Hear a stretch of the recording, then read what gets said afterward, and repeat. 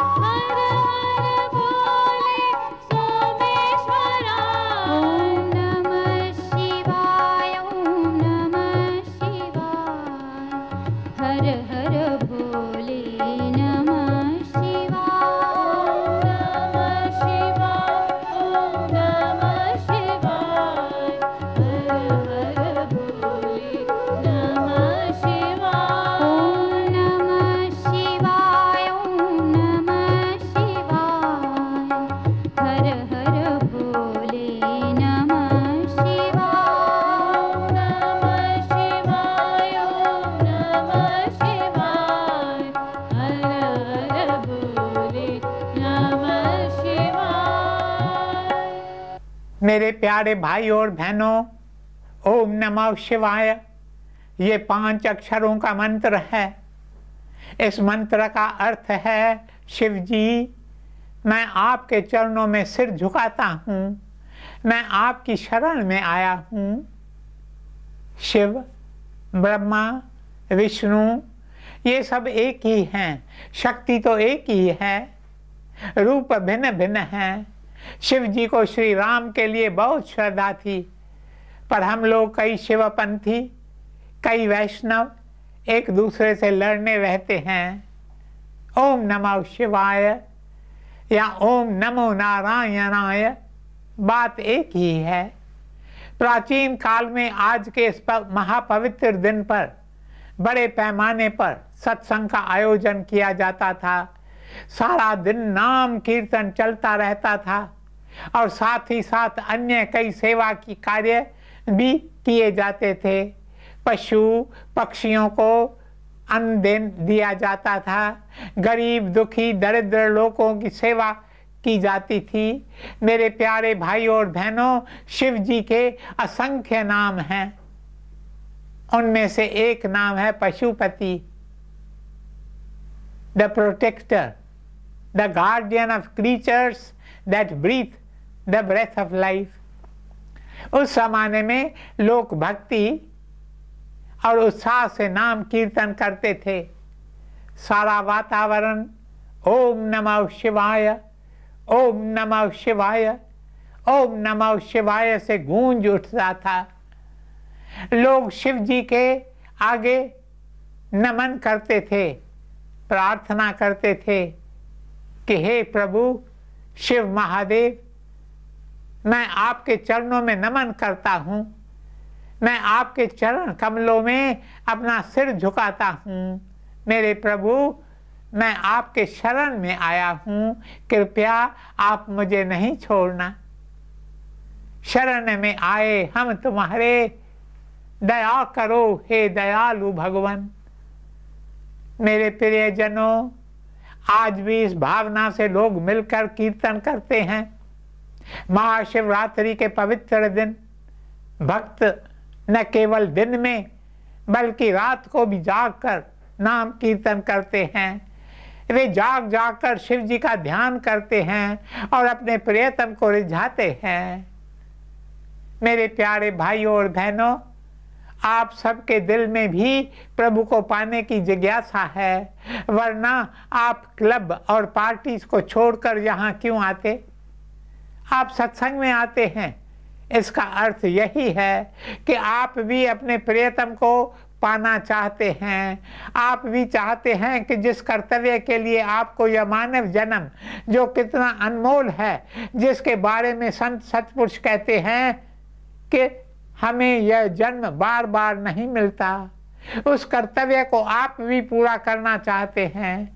आध्यात्मिक जीवन का एक मुख्य साधन, one important and necessary discipline of spiritual life, एक जरूरी साधन है रात्रि को जागना और शांत बैठकर अपने प्रियतम का ध्यान करना। दिन हमें इसलिए मिला है ताकि हम अपने कामकाज, अपनी जिम्मेदारियां, अपने कर्तव्यों का पालन करते रहें। सांसारिक जिम्मेदारियां तो हम निभा लेते हैं, किंतु जो हमारा असली कर्तव्य है उसे हम भूल जाते हैं। इन सांसारिक बातों में हम अपने सच्चे पिता को भुला देते हैं। मेरे प्रियजनों, रात्रि हमें इसलिए मिली है ताकि हम जाग जाग कर उस ईश्वर का ध्यान करें जिसने हमें यह अनमोल जन्म दिया है। रात्रि में जागकर उसे मनाएं, उसका ध्यान करें और उसका शुक्रिया अदा करें। कई लोग इस कश्मकश में रहते हैं कि हम कौन सा नाम उच्चारें। मेरे प्रियजनों, जो भी नाम आपको पसंद हो, जो भी नाम आपके दिल को भा जाए, वही नाम आप जपो। नाम भिन्न भिन्न हैं पर वह परम शक्ति एक ही है। रूप भिन्न भिन्न हैं पर परम शक्ति एक ही है।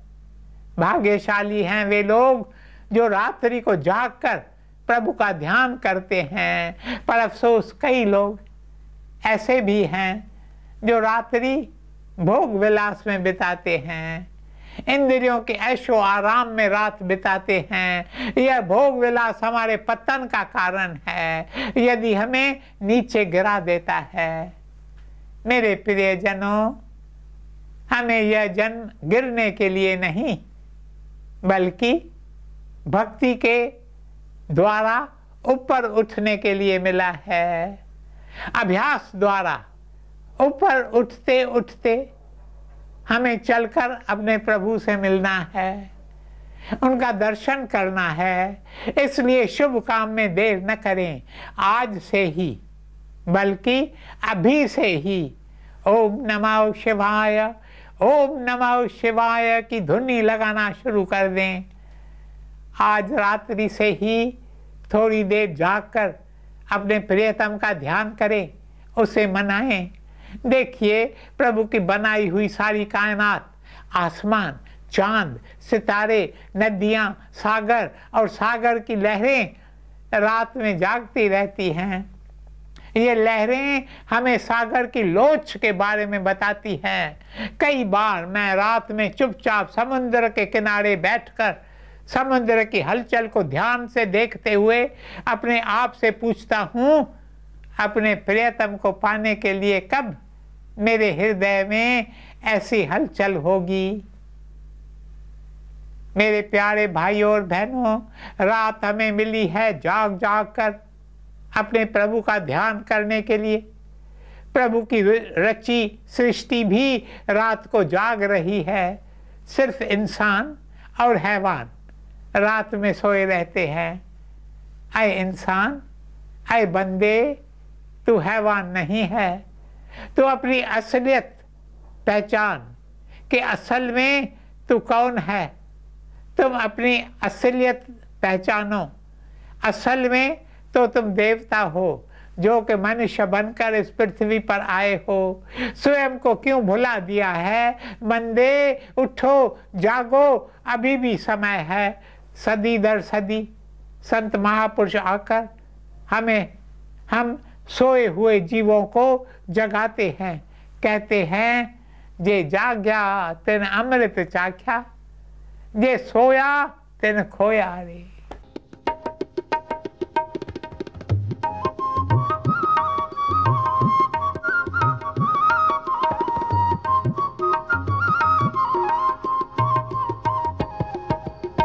जाग जाग मन नींद न करिए, अब तो रोशन होया रे।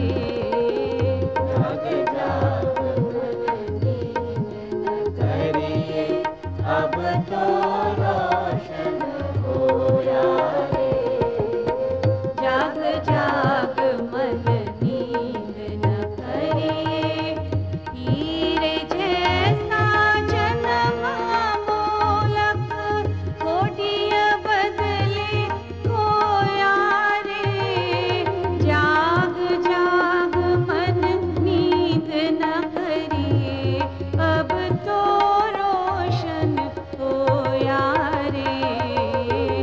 जाग जाग मन नींद न करिए, हीरे जैसा मेरे प्रियजनों, रात को चारों ओर शांति छाई रहती है। रात को 3 बजे से प्रभात से 6 बजे का समय बड़ा ही शुभ माना गया है, जिसे प्राचीन भारत के ऋषियों ने ब्रह्म मुहूर्त कहा है, जिसे गुरु नानक देव जी ने अमृत वेला कहा है। उस समय अदृष्ट लोक से अमृत की वर्षा होती है। Literally there is a descent of Amrit, nectar from above. रात को जागकर ध्यान करना सबसे सुंदर साधना है। और आज की रात तो शिवरात्रि है, महाशिवरात्रि है। शिव के भक्त न केवल भारत में बल्कि भारत से बाहर विदेशों में भी रात को जाग जाग कर नाम कीर्तन करते हैं। ओम नमः शिवाय, ओम नमः शिवाय के पवित्र मंत्र का जाप करते हैं। कई भक्त तो ओम नमः शिवाय का जाप करते करते इतने भाव विभोर हो उठते हैं कि उनकी आंखों से झरझर आंसू बहने लगते हैं। और कई भक्त तो अपने शरीर की सुध बुध खोकर मस्ती में झूम उठते हैं। मेरे प्यारे भाइयों और बहनों, कई लोगों का कहना है कि आज की रात शादी की सालगिरह की रात है। आज किसकी शादी की सालगिरह है? आज शिव जी और देवी पार्वती की शादी की सालगिरह है। इसलिए इस महापवित्र दिन को महाशिवरात्रि कहते हैं। देवी पार्वती कौन थी? देवी पार्वती एक राजकुमारी थी। माता पिता की इकलौती संतान राजकुमारी पार्वती जो भी चीज मांगती तुरंत वह चीज उसके सामने हाजिर कर देते थे। माता पिता उसकी हर इच्छा को पूरा करते थे। बचपन में एक दिन वह अपने महल के बगीचे में खेल रही थी कि अचानक उसकी नज़र महल के सामने से गुजरते हुए राही पर पड़ी।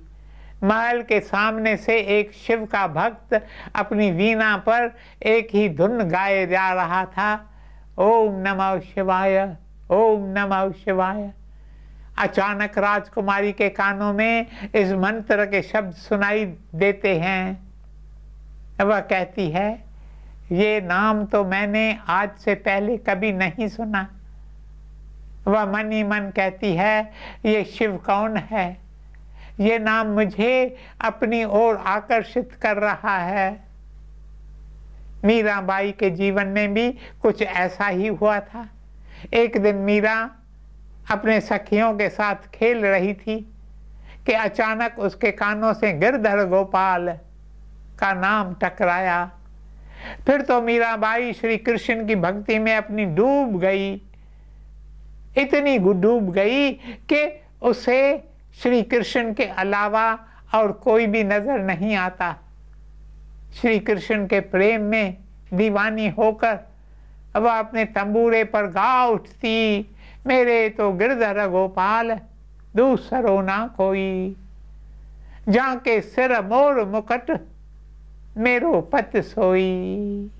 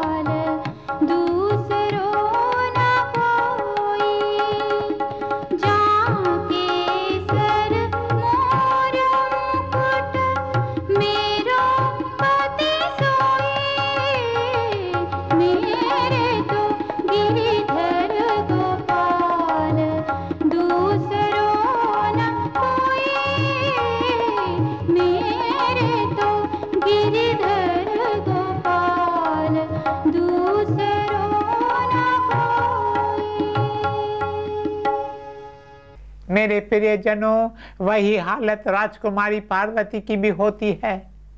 उसका दिल भी शिव जी का नाम सुनकर बेचैन हो उठता है।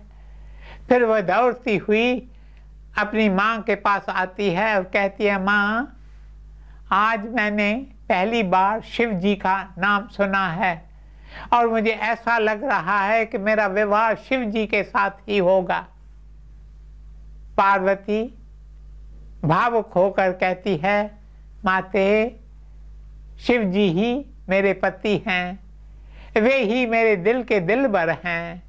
मैं अपना दिल शिव जी को दे चुकी हूँ। माँ अपनी बेटी की बचकानी बात सुनकर मुस्कुरा देती है। वह पार्वती को समझाते हुए कहती है कि पार्वती, अभी तुम छोटी हो, तुम नहीं जानती कि तुम किस बात की इच्छा कर रही हो। शिव जी तो बर्फीले पहाड़ों की चोटियों पर बर्फ के बीच रहते हैं। तुम इतनी नाजुक, इतनी कोमल हो, तुम इन बर्फीली चोटियों पर कैसे रह पाओगी। शिव जी अपने गले में सर्पों की माला पहनते हैं और सबसे बड़ी बात तो ये कि शिव जी योगी हैं, तपस्वी हैं, वे तो नारियों से दूर ही रहते हैं। तुम्हारा विवाह शिव जी से कैसे हो सकता है। माँ की बात सुनकर पार्वती रोने लगती है और कहती है, माता, मेरा संजोग तो शिव जी के साथ ही है। मेरे प्यारे भाई और बहनों, शिव जी को पाने के लिए अब राजकुमारी पार्वती अपने जीवन का रुख ही बदल लेती है। जब उसे पता चलता है कि शिव महादेव तपस्वी हैं, तो वह कहती है कि मैं भी आज से तपस्या भरा जीवन व्यतीत करूंगी। शिव जी जमीन पर सोते हैं, तो आज से मैं भी अपने मखमली बिस्तर पर न सोकर जमीन पर ही सोऊंगी।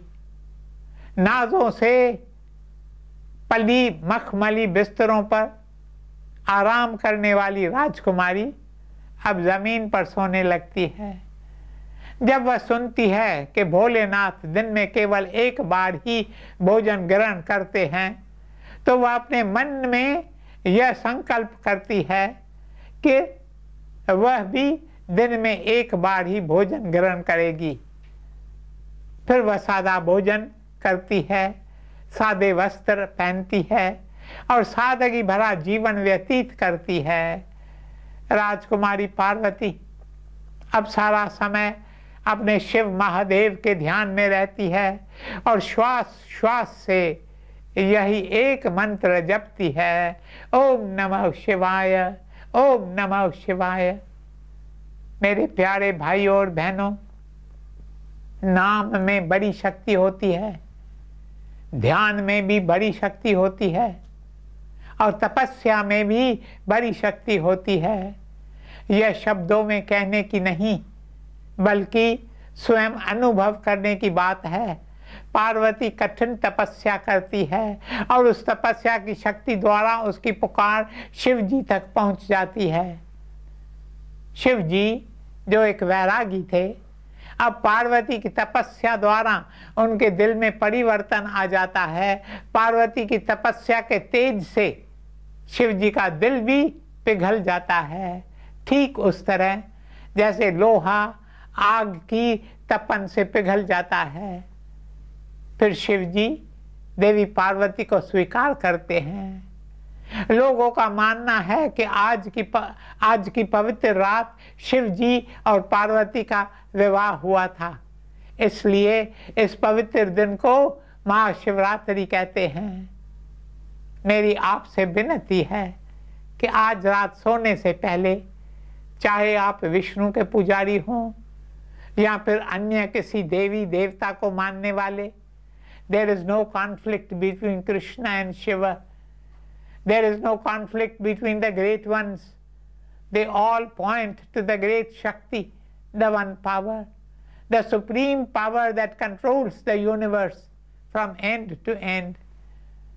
आज शिव जी और देवी पार्वती के चरणों में सिर झुकाकर नमन करना और उनका आशीर्वाद लेना, क्योंकि आज की रात आशीर्वाद लेने की रात है। आज बस यहीं तक, शेष कल। ओम शांति शांति शांति।